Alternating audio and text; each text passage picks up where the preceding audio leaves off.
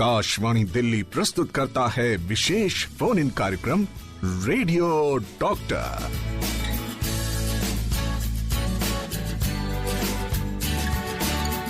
नमस्कार, बहुत बहुत स्वागत है आप सभी का रेडियो डॉक्टर में। और अब आप बिल्कुल तैयार हो जाइए ना अपने सवालों की झड़ी लगाने के लिए, क्योंकि हमारे स्टूडियो में आकाशवाणी के एफएम रेनबो के स्टूडियो में आ गए हैं आज के हमारे एक्सपर्ट, मेडिकल एक्सपर्ट, जो आपके सवालों का सीधा जवाब देंगे।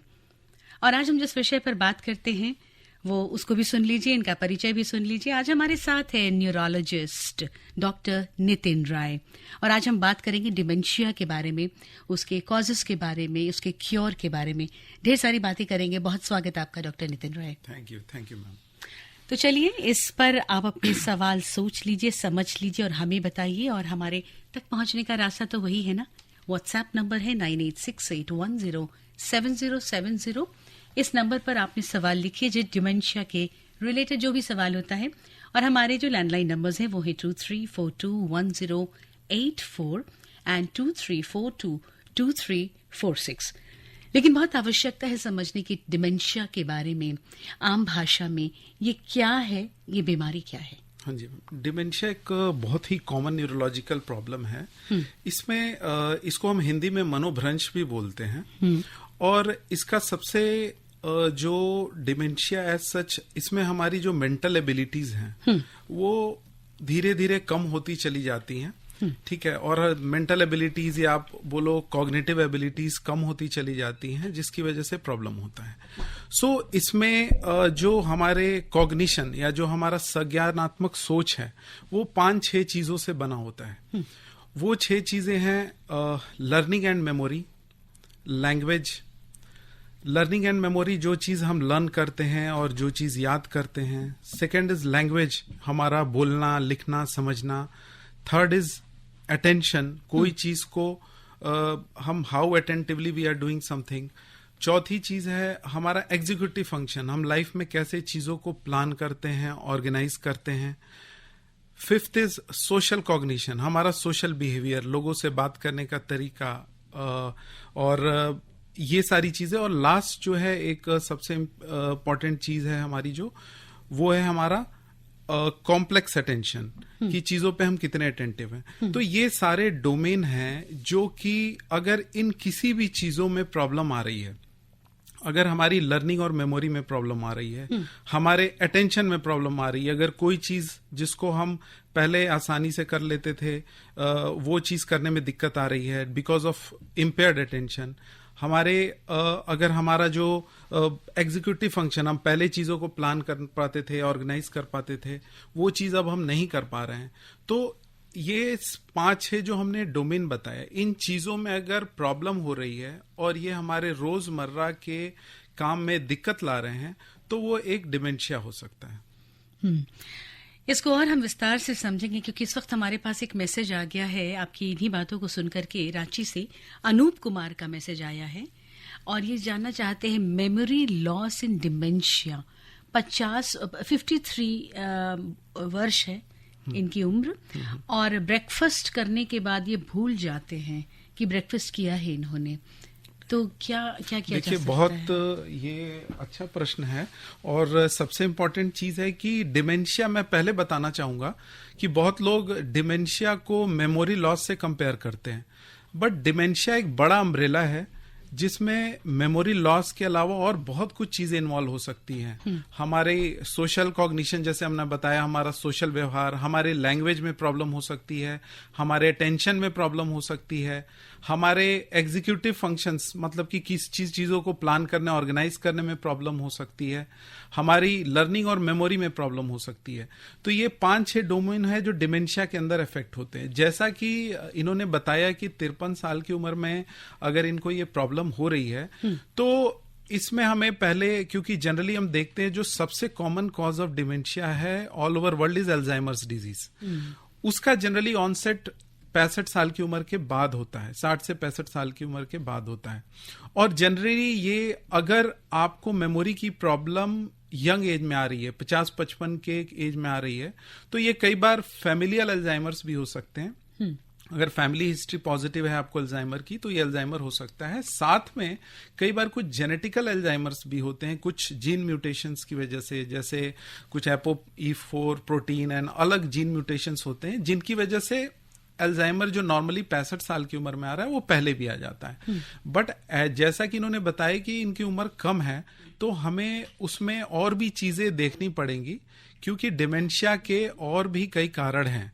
डिमेंशिया या मेमोरी इश्यूज के और भी कई कारण हैं, जैसे कि किसी इन्फेक्शंस के कारण, विटामिन B12 की, थियामिन की डिफिशियंसी के कारण, अल्कोहल इंटेक के कारण, अगर आपको कोई पहले डायबिटीज, हाइपरटेंशन है और आपको कभी स्ट्रोक हुआ है, उसके कारण भी डिमेंशिया हो सकता है। सो इनके केस में हमें वर्कअप करना जरूरी है, क्योंकि 53 साल की उम्र में अगर इनको रीसेंट मेमोरी, हाल फिलहाल की चीजों में प्रॉब्लम हो रहा है, तो पहले हमें इनका वर्कअप करना होगा देखने के लिए कि क्या ये रिवर्सिबल डिमेंशिया है, कोई ऐसी मेटाबॉलिक प्रॉब्लम की वजह से हो रहा है, कोई विटामिन B12 डिफिशियंसी, थायराइड की प्रॉब्लम, कुछ कैल्शियम की प्रॉब्लम, कुछ एंडोक्राइनल डिसऑर्डर्स या किसी स्ट्रोक रिलेटेड इश्यू से हो रहा है, और क्या ये एक नॉर्मल अल्जाइमर है। इसके लिए हमें पेशेंट से एक प्रॉपर हिस्ट्री लेनी होगी और इनका एग्जामिनेशन करना होगा। उसके बाद हम डिसाइड कर सकते हैं कि इनको क्या ट्रीटमेंट मोडालिटीज प्रोवाइड करनी है। हर एज ग्रुप सुनता है हमारे इस कार्यक्रम को, और शायद ये सवाल भी आ रहा है कि किस एज ग्रुप को ज्यादा सतर्क होना चाहिए इस बीमारी के लिए। हाँ जी, देखिए डिमेंशिया की अगर हम बात करें तो उसका, जैसे हमने बताया कि उसके 100 से भी ऊपर कारण है, लेकिन जो सबसे कॉमन कारण है डिमेंशिया का वो है अल्जाइमर्स, जो कि 65 साल की उम्र के बाद आता है। और जनरली ये हमारी रीसेंट मेमोरी, हाल फिलहाल की चीजों में कि जो है कि सुबह नाश्ता किया वो भूल गए, रास्ते भूल गए, उसके बाद नहा लिया फिर भूल गए नहाया कि नहीं, उसके लिए जाना पड़ रहा है, और उसके बाद धीरे धीरे नेम फाइंडिंग डिफिकल्टीज, किसी का नाम भूलना, रास्ते भूलना, ये सारे सिम्टम्स आने शुरू हो जाते हैं। सो जनरली जो ओल्ड एज के पेशेंट हैं उनको सतर्क होना चाहिए कि अगर इस टाइप की कोई इशू हो रही है, उनके मेमोरी में कोई प्रॉब्लम आ रही है, उनकी भाषा में कोई प्रॉब्लम आ रही है, उनके अटेंशन और उनके व्यवहार में कोई प्रॉब्लम आ रही है, तो वो एक डिमेंशिया हो सकता है और उनको सतर्क रहना जरूरी है। ऑल राइट, आज हम बात कर रहे हैं डिमेंशिया के बारे में, जिसका आपने अर्थ बताया, जो हिंदी शब्द है मनोभ्रंश की बात आप कर रहे हैं। तो उसके कारण क्या है, उसका उपचार कैसे हो सकता है, किस तरह से उसे बचा जा सकता है, इज इट टोटली क्योरेबल, मेरा एक मन में सवाल आ रहा है। हाँ, देखिए डिमेंशिया डिपेंड करता है कि ये डिमेंशिया हुआ किस वजह से है। अगर देखिए ये ओल्ड एज में अल्जाइमर्स है, तो अल्जाइमर एक क्यूरेबल बीमारी नहीं होती है। ये समय के साथ एक न्यूरो डिजेनरेटिव डिसऑर्डर है, जो कि जैसे जैसे उम्र बढ़ेगा हमारे ब्रेन के अंदर कुछ abnormal protein, amyloid protein and tau protein deposit होते हैं, जिनकी वजह से धीरे धीरे हमारे ब्रेन के साइनेप्टिक जो जंक्शंस हैं, न्यूरॉन्स होता है, उनमें डैमेज होना शुरू होता है। और ये ग्रेजुअल प्रोसेस है जो कि धीरे धीरे बढ़ता है। इसको कुछ मेमोरी और अटेंशन को इम्प्रूव करने के लिए हम कुछ दवाइयां देते हैं, बट आप इन दवाइयों से बीमारी को ट्रीट नहीं कर सकते, डिजीज को मॉडिफाई नहीं कर सकते, इवेंचुअली ये बढ़ती हैं। बट सबसे इंपॉर्टेंट चीज है कि कुछ और डिमेंशिया के कारण है, जैसे कि हमने बताया कि किसी को ब्रेन के अंदर ट्यूमर हो गया, तो अगर आप ट्यूमर की वजह से भूलने की प्रॉब्लम, उसकी वजह से व्यवहारिक परिवर्तन हो रहा है और आपने उस ट्यूमर को रिमूव कर दिया, तो पेशेंट रिकवर करने लगता है। सिमिलरली अगर किसी कोई अल्कोहलिक है और वो विटामिन B12 की डिफिशियंसी उससे हो रही है, थियामिन की डिफिशियंसी हो रही है, नियासिन की डिफिशियंसी हो रही है, या नॉर्मल भी वेजिटेरियन लोगों में विटामिन B12 की डिफिशियंसी काफी कॉमन है, तो इसकी वजह से भी डिमेंशिया हो सकता है। सो अगर इन चीजों को हम करेक्ट कर दें, अगर ब्रेन में कई बार इन्फेक्शन के कारण, कि टीबी का इन्फेक्शन हो गया, फंगल इन्फेक्शन हो गया, HIV का इन्फेक्शन, न्यूरोसिफिलिस, ये सारी प्रॉब्लम से भी भूलने की प्रॉब्लम हो सकती है। सो इन चीजों को हम दवाइयों के थ्रू करेक्ट कर सकते हैं और पेशेंट के डिमेंशिया को ट्रीट कर सकते हैं। लेकिन अगर हम बात करें न्यूरो डिजेनरेटिव डिमेंशिया, जैसे कि अल्जाइमर्स के साथ डिमेंशिया की प्रॉब्लम होना और पार्किंसंस के साथ डिमेंशिया की प्रॉब्लम होना, चाहे वैस्कुलर डिमेंशिया, ब्रेन में स्ट्रोक हुआ उसकी वजह से डिमेंशिया की प्रॉब्लम होना, तो इन चीजों को हम करेक्ट नहीं कर सकते हैं। ऑलराइट, आप सुन रहे हैं आवाज डॉक्टर नितिन कुमार राय की। ही इज अ कंसल्टेंट न्यूरोलॉजिस्ट, और इनसे आप आज सवाल पूछ सकते हैं डिमेंशिया के बारे में। The numbers to call are 9868107070 is the WhatsApp number to message, और जिस नंबर पे आप कॉल कर सकते हैं, वो है 23421084 and 23422346। Akashvani FM rainbow. Welcome back to radio doctor. इस शो में आज आपके साथ हूं मैं शैली भाषांजलि, और हमारे जो लिसनर्स हैं उनके जुड़ने का सिलसिला लगातार बना रहता है डॉक्टर राय। और इस वक्त हमारे साथ कौन है लाइन पर? हेलो, नमस्कार। हेलो, नमस्कार मैम। जी नमस्कार। हाँ जी, नमस्ते नमस्ते, बोलिए आप। जी नमस्कार डॉक्टर साहब, मैं जिला मुरादाबाद से मकसूद हुसैन बात कर रहा हूँ। हाँ जी, बोलिए मकबूर जी। हाँ मैम गीत जो बजाया बहुत ही अच्छा गीत लगाइए, क्योंकि इसमें किशोर जी की आवाज जरा बहुत दब रही थी, संगीत ऊपर था, लता जी की भी आवाज सही थी। चलिए चलिए। हाँ, हो जाता है ऐसा। डॉक्टर साहब, हमारी बच्ची है जो 53-54 साल की उम्र है उनकी। हाँ हाँ हाँ। तो उन्हें तो पहले से ही, मतलब जब से शादी हुई थी हमारी, जब से ही भूलने की आदत है, जिसे कहते हैं मतकथा।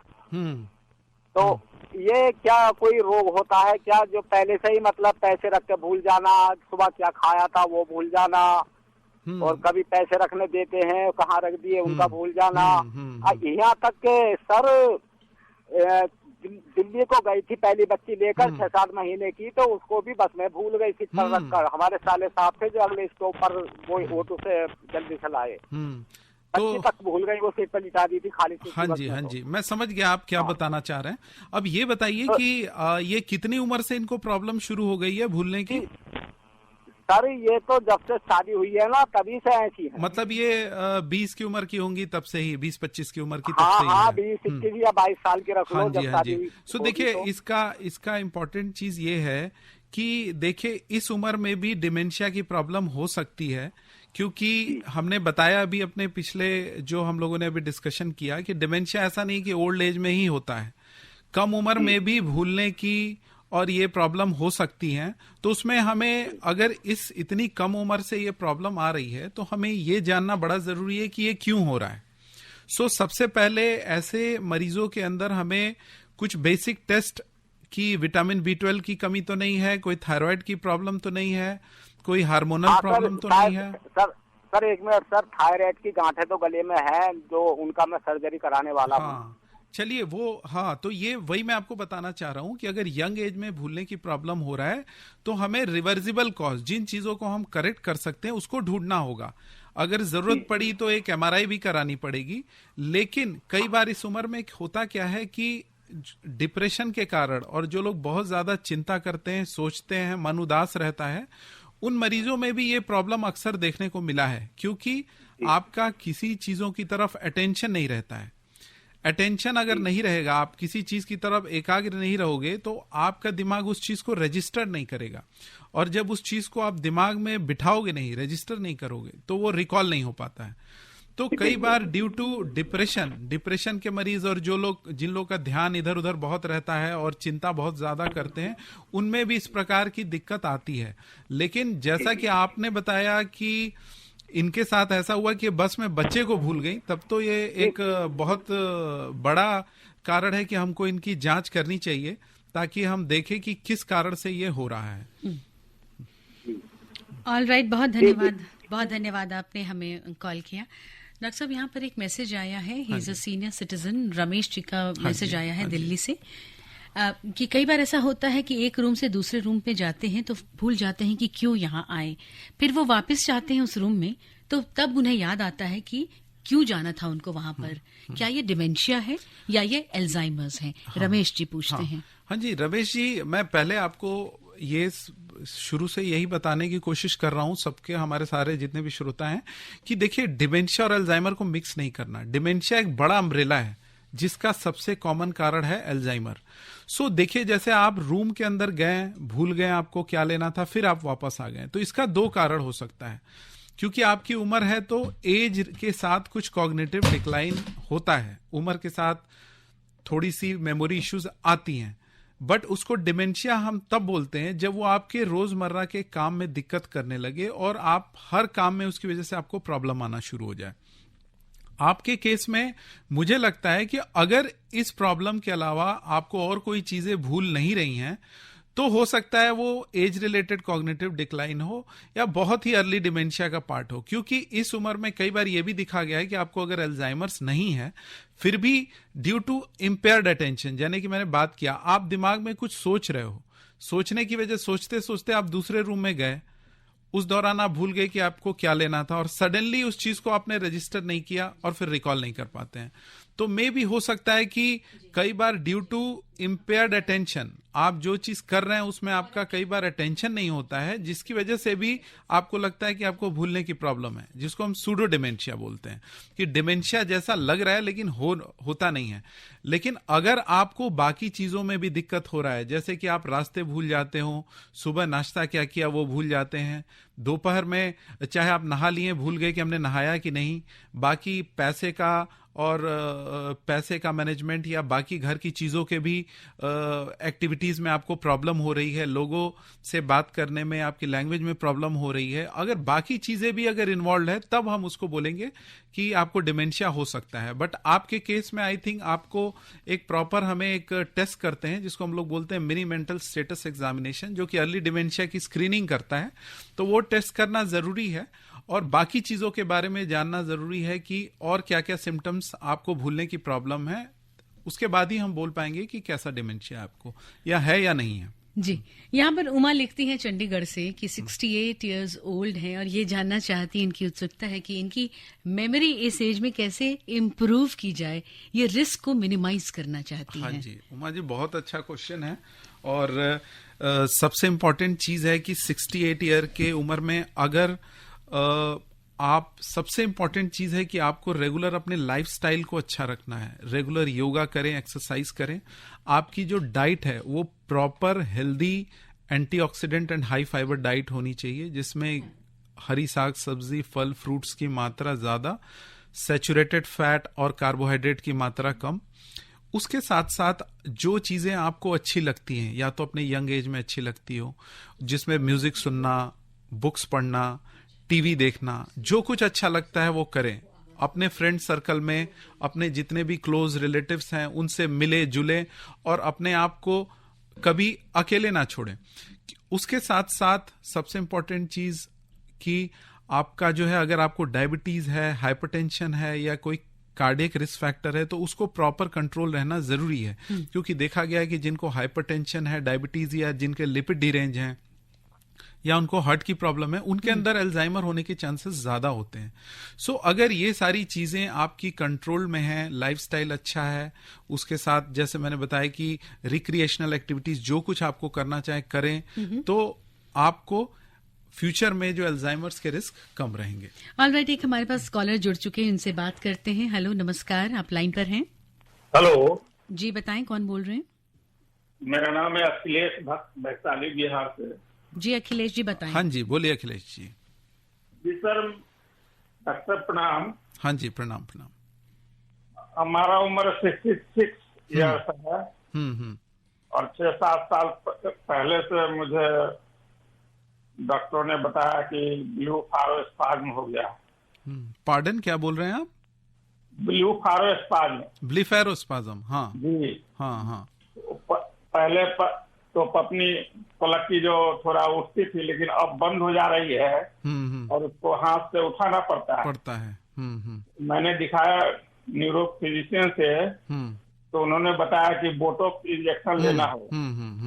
तो मैंने 2 महीना पहले बोटॉक्स इंजेक्शन पटना में एक न्यूरो फिजिशियन से लगवाया, लेकिन हमें कोई लाभ नहीं हुआ। हाँ जी, देखिए पहले तो हमारे थोड़ा सा टॉपिक से अनरिलेटेड चीज है, फिर भी मैं आपको बता देता हूँ क्योंकि आपने कॉल किया है। कि आगे इसका दुष्परिणाम भी और भी कुछ हो सकता है, जैसे डिमेंशिया, अल्जाइमर। हाँ जी, नहीं, पहले तो ब्लीफेरोस्पाज्म एक तरह से जो है, ब्लीफेरोस्पाज्म के अंदर जो है हमारी आंखों का जो एक्सेस फड़कना होता है, ये कई बार बिना कारण के भी हो जाता है और कई बार कुछ ब्रेन से रिलेटेड एब्नॉर्मलिटीज की वजह से भी होता है। देखिए, इससे डिमेंशिया का कोई कोरिलेशन नहीं है, इससे डिमेंशिया नहीं होगा आपको, आप चिंता ना करें। दूसरी ये चीज है कि अगर बोटॉक्स से आराम नहीं हुआ है तो आपको एक बार ऐसे पेशेंट्स को हमें देखना पड़ेगा। देखने के लिए पहले वो कंफर्म करना होगा कि वो ब्लेफारोस्पाज्म ही है या कोई और चीज है, उसके बाद ही मैं आपके ऊपर कमेंट कर पाऊंगा। लेकिन डेफिनेटली डिमेंशिया का ब्लेफारोस्पाज्म से कोई मतलब नहीं है। गंगाराम में दिखवाया था तो वहाँ भी न्यूरोफिजिशियन बताया था कि ब्लेफारोस्पाज्म है, ब्लेफारोस्पाज्म है और बोटॉक्स लगवाना है। हाँ हाँ। फिर मैं शंकर नेत्रालय गया तो वहाँ भी मद्रास में एक न्यूरोफिजिशियन बताया कि यही चीज है। हाँ, तो देखिए ब्लेफारोस्पाज्म का ट्रीटमेंट केवल बोटॉक्स ही होता है। बोटॉक्स से क्या होता है कि नर्व मसल जंक्शन को पैरालाइज कर दिया जाता है और उसके दवा का असर 3 से 4 महीने तक रहता है। ठीक है, सो वही उसका ट्रीटमेंट है। और जनरली कई लोगों को लाभ आता है, कई लोगों को लाभ नहीं आता है। जिनको लाभ नहीं आता है उसमें हमें डोज बढ़ाना पड़ता है बोटॉक्स का, ताकि उसको जल्दी इंप्रूवमेंट हो। अच्छा, इसका कोई दुष्परिणाम और भी हो सकता है आगे? नहीं, बोटॉक्स का नहीं, और कोई ब्लेफारोस्पाज्म की वजह से मेरे ख्याल से आपको दुष्परिणाम और कुछ नहीं होना चाहिए। बट हाँ, बोटॉक्स से एक साइड इफेक्ट होता है कि कई बार आपकी आंख की जो आईलिड है वो झुक जाती है दवा के असर से, या कई बार थोड़ा बहुत जो है थोड़ा आई में ड्राइनेस, ये सारी चीजें इंजेक्शन से हो सकती हैं। बट हाँ, ये है कि अगर उसको प्रॉपरली लगाया गया है तो ये कॉम्प्लिकेशंस नहीं होते हैं।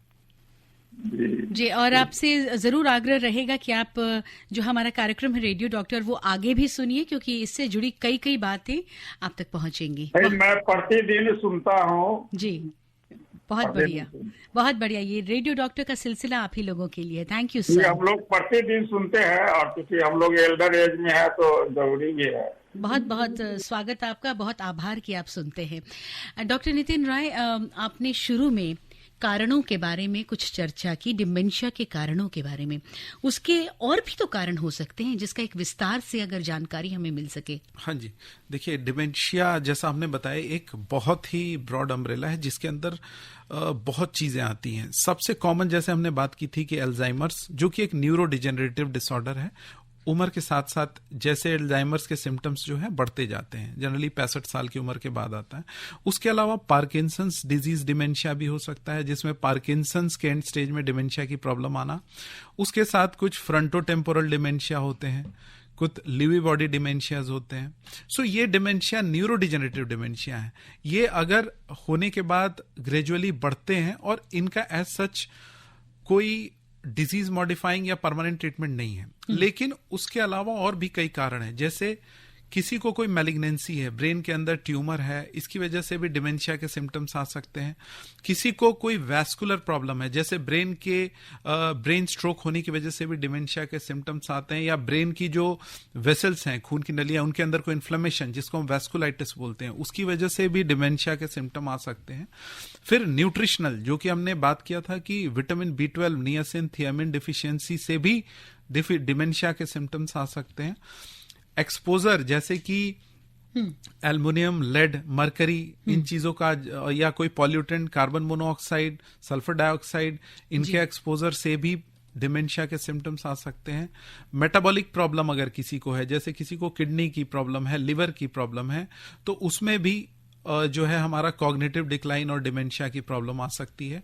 उसके साथ साथ एक जो इम्पॉर्टेंट चीज है कि हमारा जो स्ट्रोक की बात की, स्ट्रोक भी एक कॉमन कारण है डिमेंशिया का, जिसको हम लोग बोलते हैं वैस्कुलर डिमेंशिया।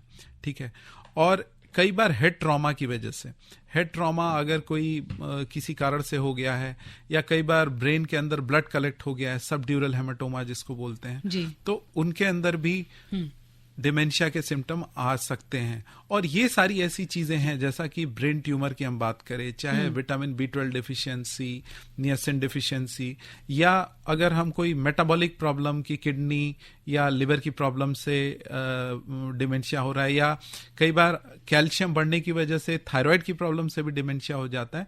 तो ये ऐसी चीजें हैं जो करेक्टेबल हैं, और अगर इनको हम करेक्ट कर दें तो पेशेंट के डिमेंशिया के सिम्टम्स को भी कम कर सकते हैं। बट अगर हम दूसरी तरफ बात करें न्यूरो डिजेनरेटिव डिसऑर्डर, जो कि ग्रेजुअली बढ़ते हैं, Alzheimer, frontotemporal dementia, dementia with Lewy body disease, Parkinson's disease dementia, ये ट्रीटेबल नहीं होते हैं और ग्रेजुअली बढ़ते हैं। लेकिन इनके कुछ अर्ली साइंस होंगे, उनके बारे में हम इस ब्रेक के बाद आते हैं और बात करते हैं। आज हमारे साथ रेडियो डॉक्टर में हैं doctor Nitin Rai, he is a neurologist, और आपसे बात कर रहे हैं बहुत सारी डिमेंशिया के बारे में, उसके कारण, उसके सिम्टम्स, उसके क्योर के बारे में। और इस शो में आपके साथ हूं मैं शैली भाषांजलि। आपके कॉल का इंतजार है 23421084 and 23422346, and the WhatsApp number to call is 1986810707. आप सुन रहे हैं विशेष फोन इन कार्यक्रम रेडियो डॉक्टर। इस विशेष फोन इन कार्यक्रम में आपका फिर से स्वागत है। आज हमारे साथ हैं doctor Nitin Kumar Rai and he is a neurologist, और हम बात कर रहे हैं डिमेंशिया के बारे में, मनोभ्रंश के बारे में, उसके क्या कारण हो सकते हैं, क्या ट्रीटमेंट हो सकता है।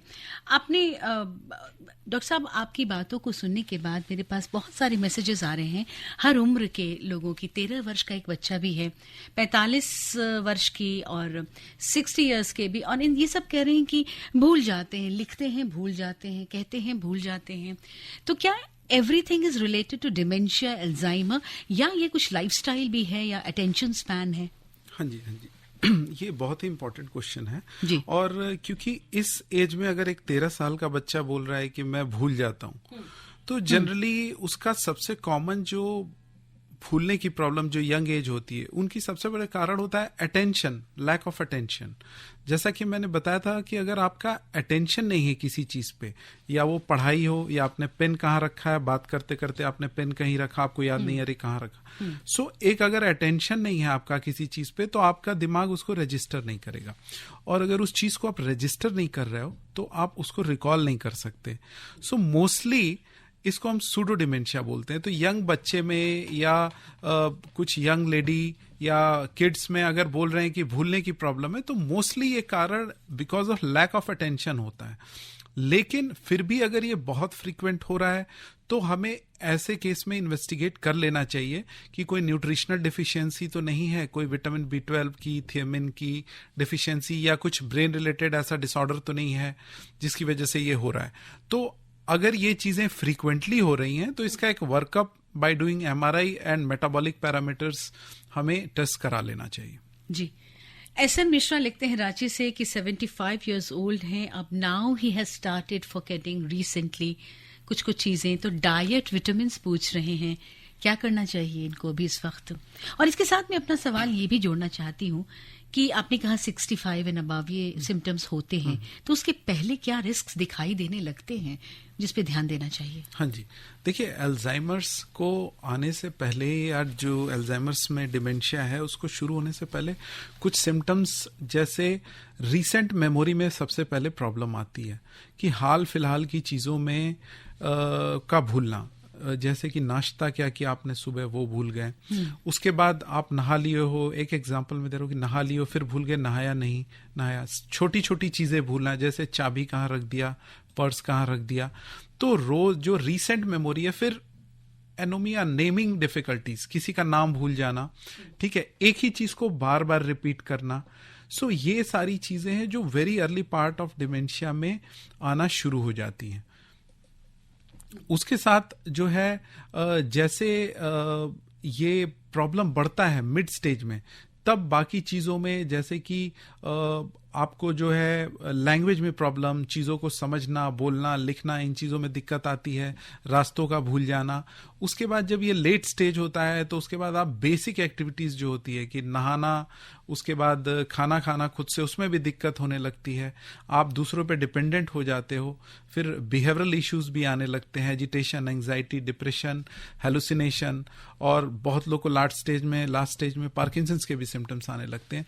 तो बट इनिशियल पार्ट में जो अर्ली साइंस है वो यही है, जैसा कि मैंने बताया, कि हाल फिलहाल की चीजें जो है वो भूलना शुरू हो जाती हैं। उसके साथ जैसा कि श्रोता ने एक क्वेश्चन पूछा कि विटामिन्स क्या लेना चाहिए, तो देखिए, ओल्ड एज में अगर generally calcium, vitamin D supplements तो लेना चाहिए। उसके साथ अगर आपका न्यूट्रिशनल इनटेक अच्छा है, अगर आप डेयरी प्रोडक्ट्स, एग, या अगर नॉन वेजिटेरियन है तो उसमें आपको जनरली या मिल्क ले रहे हैं रेगुलरली, तो विटामिन B12 और ये सारी चीजें कवर्ड हो जाती हैं। बट अगर आपका प्योरली वेजिटेरियन है और उसके साथ आपकी अगर डाइट प्रॉपर नहीं है जैसी कि लेनी चाहिए, तो आई थिंक उस केस में हम कुछ बेसिक जो है मल्टीविटामिन्स ले सकते हैं।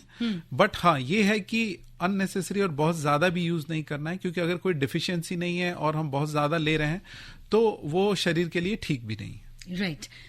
और ये जितेंद्र लिखते हैं, जयपुर से इनका सवाल आया है और ये पूछ रहे हैं व्हाट इज हर्पेटिक एन्सेफेलाइटिस। हाँ जी, देखिए हर्पेटिक एन्सेफेलाइटिस जो हर्पीज वायरस के 2 वेरिएंट होते हैं, हर्पीज 1 और हर्पीज 2। सो ये जो वेरिएंट है हर्पीज वायरस HSV1 से, हर्पीज का जो वायरस है वो ब्रेन के अंदर इन्फेक्शन करता है। और ब्रेन का जो इन्फेक्ट होता है अगर ब्रेन की झिल्लियां जो हैं कवर कर रही हैं, जिनको हम बोलते हैं मेनिंजेस, अगर उनमें इन्फ्लेमेशन होता है उसको हम बोलते हैं मेनिंजाइटिस। लेकिन जब ब्रेन का पेरेन्काइमा, ब्रेन में ही डायरेक्ट इन्फेक्शन हो जाता है तो उसको हम बोलते हैं एन्सेफेलाइटिस। तो हर्पीस का इन्फेक्शन जनरली हमारे ब्रेन के कुछ जो स्पेसिफिक एरिया है, टेम्पोरल लोब, इसको इन्वॉल्व करता है। और हर्पीस का इन्फेक्शन के अंदर भी, क्योंकि एक ये वायरल इन्फेक्शन है जो कि ब्रेन को इम्पैक्ट कर रहा है, तो इसके अंदर भी मेमोरी इश्यूज आते हैं और डिमेंशिया के सिम्टम आ सकते हैं।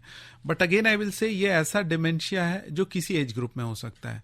अगर आपकी इम्यूनिटी कमजोर है तो आप यंग एज में भी हर्पीस से सफर कर सकते हैं और ओल्ड एज में भी। सो हर्पीस के लिए हम जनरली एंटीवायरल ट्रीटमेंट देते हैं, एसाइक्लोविर, जो कि हम 14 से 21 दिन का कोर्स चलाते हैं पेशेंट्स को, और इससे पेशेंट के वायरस को हम मारते हैं और उसके इन्फेक्शन को कम करते हैं। और ये एक रिवर्सिबल डिमेंशिया कॉज करता है, तो इस चीज को हम दवाइयों के द्वारा ट्रीट कर सकते हैं और पेशेंट को बचा सकते हैं। क्योंकि अगर इस इन्फेक्शन को ट्रीट नहीं किया जाए तो ये व्यवहारिक परिवर्तन के साथ, मेमोरी में प्रॉब्लम आने के साथ दौरे भी ला सकता है और पेशेंट के लिए लाइफ थ्रेटनिंग भी हो सकता है। ऑलराइट, एक कॉलर हमारे साथ लाइन पर है। हेलो, नमस्कार। हेलो, आपको हमारी आवाज आ रही है? आपकी आवाज को आ रही है? जी हाँ, आ रही है सर।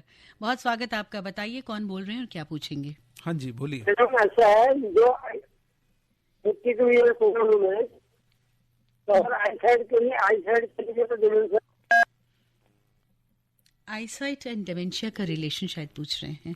पार्डन, अगर आप एक बार फिर से क्वेश्चन पूछते हैं, आपकी आवाज मेरे तक आ नहीं रही है। अगर आईसाइट के लिए तो डिमेंशिया का होता है क्या? नहीं, देखिए आई साइट अलग चीज है। आई साइट अगर आपकी नॉर्मल, देखिए आई साइट जाने के कई कारण होते हैं। आई साइट अगर आपको आई में कैटरेक्ट है, मोतियाबिंद है या काला मोतिया है, उससे भी आई साइट जाती है। और ब्रेन के अंदर अगर कुछ डैमेज है, जो हमारे ब्रेन का एरिया कुछ होते हैं, जैसे ऑप्टिक नर्व है, जो हमारी ब्रेन की जो नस है, 2nd नंबर की नस, ऑप्टिक नर्व, वो हमारे विजन में हेल्प करती है। और ब्रेन के पीछे का एरिया, ऑक्सीपिटल एरिया, उसमें हमारा जो है विजन एरिया होता है। तो अगर उनमें कुछ डैमेज आया तो कुछ डिमेंशिया के इश्यूज हो सकते हैं।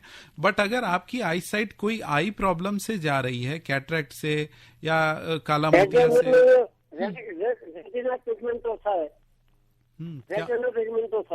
रेटिनाइटिस पिगमेंटोसा है आपको, नहीं तो उससे आपको डिमेंशिया नहीं होना चाहिए।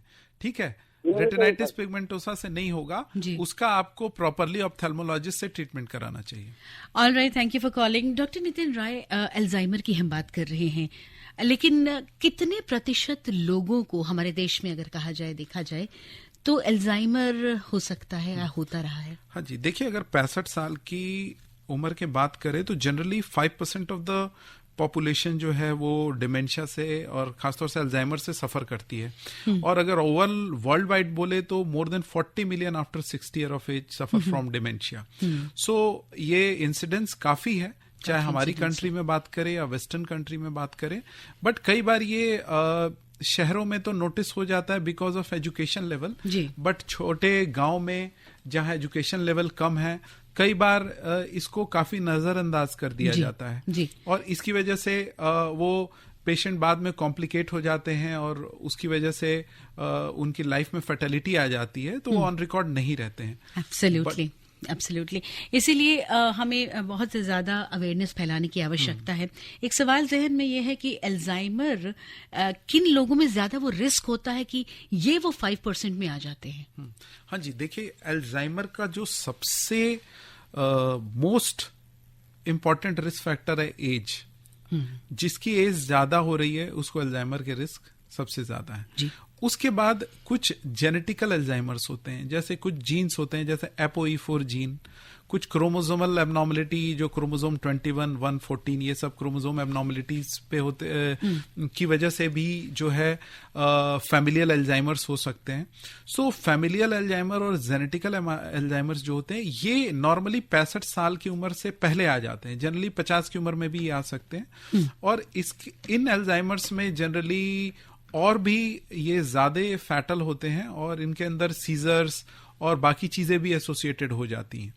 उसके अलावा अगर किसी को डायबिटीज है, हाइपरटेंशन है, कार्डियोवैस्कुलर रिस्क जैसे कोई कार्डियक एब्नॉर्मलिटी है, हार्ट के रिदम की प्रॉब्लम जैसे AF एट्रियल फिब्रिलेशन है, तो उसमें भी हार्ट के अंदर छोटे छोटे क्लॉट बनते हैं जो ब्रेन के अंदर जाते हैं और वेसल्स को ब्लॉक करते हैं। उसके अलावा जो है और कुछ इंपॉर्टेंट कारण ऐसा है जैसे कि पॉल्यूशन। अगर ज्यादा एक्सपोजर टू पॉल्यूशन है जिसमें हमारे नॉर्मल जो पॉल्यूटेंट है कार्बन मोनोऑक्साइड, सल्फर डाइऑक्साइड, इनकी वजह से, या कुछ मेटल एक्सपोजर जैसे एल्यूमिनियम, लेड, मरकरी, अगर प्रोसेस फूड या कंटेनर जिनमें जिनका इनका कंटेंट होता है, और उसके साथ लो एजुकेशन लेवल और unhealthy lifestyle, diet is not proper जिसमें high fibre, green leafy vegetable, fruits नहीं है। ये अगर सारे फैक्टर्स हैं तो अल्जाइमर्स, और साथ में लोनली लाइफ, डिप्रेशन की हिस्ट्री, तो ये ग्रुप ऑफ पीपल्स में अल्जाइमर होने के रिस्क हमेशा ज्यादा रहते हैं। यानी एक सामाजिक दायित्व की बहुत आवश्यकता है, सामूहिक रूप से इसको देखना होगा, समझना होगा। हाँ जी। ट्रीटमेंट ऑप्शंस चलते चलते आपसे पूछना चाहूंगी, क्या है इसके? हाँ जी, देखिए अल्जाइमर्स जैसे पेशेंट हमारे पास कोई भी डिमेंशिया का आता है तो डिमेंशिया में हम पहले उसको डिफरेंशिएट करते हैं कि वो किस एज में हो रहा है, क्योंकि हर एज में डिमेंशिया का कारण अलग होता है। यंग एज में हमेशा हम मेटाबॉलिक इश्यूज सोचते हैं कि कोई विटामिन की डिफिशियंसी, कोई थायराइड इशू, कोई हाइपरकैल्सीमिया या कोई एंडोक्राइनल एब्नॉर्मलिटी तो नहीं है, उसको करेक्ट करते हैं। उसके अलावा कई बार स्ट्रोक की वजह से भी डिमेंशियाज हो जाते हैं। और ओल्ड एज की बात करें तो कॉमनली जो होता है 65 to 70% पेशेंट में अल्जाइमर्स होता है। तो अल्जाइमर्स की के अंदर अगर ट्रीटमेंट ऑप्शंस हम देखें तो अल्जाइमर एक न्यूरो डिजेनरेटिव डिसऑर्डर है जो कि धीरे धीरे हमारे ब्रेन के अंदर abnormal protein, amyloid beta protein और टाउ प्रोटीन है, फॉस्फोरिलेटेड टाउ प्रोटीन डिपॉजिट होते हैं जो कि डैमेज करते हैं। तो जनरली कुछ जो है दवाइयां हम देते हैं इसमें पेशेंट्स को जिससे कि उनकी मेमोरी, अटेंशन बढ़े, बट ये दवाइयां इनिशियल स्टेज में ही हेल्पफुल होती हैं। उसमें हम डोनापेजिल, मेमेंटेन, रिवेस्टिगमिन ये सारी दवाइयां देते हैं जो हमारे ब्रेन में एसिटिलकोलिन एक केमिकल है उसका लेवल बढ़ाते हैं जो कि हमारे मेमोरी को थोड़ा बेटर करता है, बट आफ्टर अ टाइम ये भी उतना इफेक्टिव नहीं होते हैं। लाइफस्टाइल, उसके साथ साथ हम इन पेशेंट्स को बोलते हैं कि आपकी लाइफस्टाइल अच्छी होनी चाहिए, इनको आप योगा कराओ, एक्सरसाइज कराओ, सोशल इंटरेक्शन बढ़ाना, जो चीजें इन्हें अच्छी लगती हैं वो कराना, चाहे वो मूवी देखना हो, चाहे कुछ रिक्रिएशनल एक्टिविटी हो, चाहे म्यूजिक सुनना हो या कुछ गेम्स खेलना हो, उसमें इन्वॉल्व करें। इनकी डाइट प्रॉपर रखे जो हेल्दी हाई फाइबर डाइट हो, और कुछ दवाइयां देते हैं। आजकल कुछ फेज 3 ट्रायल में कुछ मोनोक्लोनल एंटीबॉडीज भी हैं जो अल्जाइमर्स में ट्राई की जा रही हैं, जो कि एंटीबॉडीज जो बीटा एमिलॉइड जो हमने बताया था जो डिपॉजिट होता है उसके अगेंस्ट एंटीबॉडी काम करती हैं, बट ये फेज 3 ट्रायल में है। बट अभी कोई ऐसा माइंड ब्लोइंग ट्रीटमेंट ऑप्शंस हमें अल्जाइमर में नहीं मिला जब तक कि कुछ स्टेम सेल या रिजेनरेटिव मेडिसिन ऐसा आ जाए जो कि इस हमारे डैमेज सेल को रिकवर करे। दूसरी चीजें हैं कि जो दूसरे कॉजेज हैं कि रिवर्सिबल कॉजेज, कि अगर डिमेंशिया का कोई और कारण हमें मिल रहा है कि भाई हमने एमआरआई कराया, ब्रेन में ट्यूमर है, उसको आपने हटा दिया, डिफिशियंसी है कोई विटामिन B12 की, थियामिन की, या कैल्शियम बढ़े होने की वजह से, या ब्रेन में कोई इन्फेक्शन, जैसे कि हमारे एक श्रोता ने पूछा था हर्पीज एन्सेफेलाइटिस की वजह से, टीबी की वजह से, कोई फंगल इन्फेक्शन की वजह से। तो ये ऐसी चीजें हैं जिनको हम करेक्ट कर सकते हैं, और जैसे हम इनको करेक्ट करते हैं पेशेंट के डिमेंशिया के सिम्टम ठीक होते हैं। सो जो रिवर्सिबल डिमेंशिया है, जो कि ट्रीटेबल हैं, हमारा फोकस सबसे ज्यादा उन पे होता है कि क्योंकि हम इसमें पेशेंट्स को ट्रीट करके एक नई लाइफ देते हैं, सो इन पे हमारा फोकस होना चाहिए। और न्यूरोडिजेनरेटिव डिमेंशिया का ऑलरेडी हमने बताया था, ट्रीटमेंट आपको हम इनिशियल में ही बताया। डॉक्टर नितिन राय, आपने इतनी डिटेल जानकारी दी और डिमेंशिया के बारे में जो जागरूकता आपने रेडियो डॉक्टर के माध्यम से फैलाई है, उसके लिए हम आपका बहुत आभार मानते हैं। बहुत धन्यवाद आपका। Thank you ma'am. Thank you very much. और जुड़े रहिए, रेडियो डॉक्टर का जो सिलसिला है लगातार आपके साथ जुड़ा हुआ है, आपके लिए आता है, इसलिए आकाशवाणी के इस चैनल से हमेशा जुड़े रहिएगा। अभी आप आकाशवाणी दिल्ली से विशेष फोन इन कार्यक्रम रेडियो डॉक्टर सुन रहे थे। कार्यक्रम की प्रस्तुतकर्ता थी शालिनी मित्तल।